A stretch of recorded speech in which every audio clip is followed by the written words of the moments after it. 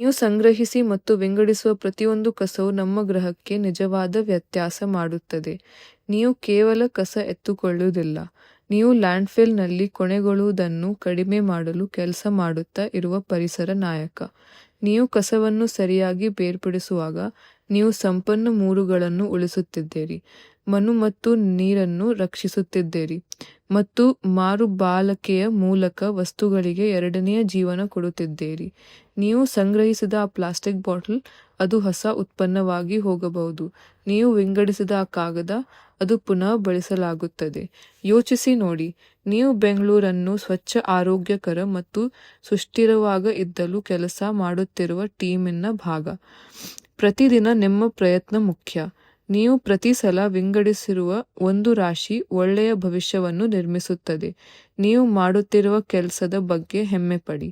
ನೀವು ನಮ್ಮ ನಗರ ಮತ್ತು ನಮ್ಮ ಗ್ರಹವನ್ನು ಉತ್ತಮವಾಗಿ ಮಾಡುತ್ತಿದ್ದೀರಿ.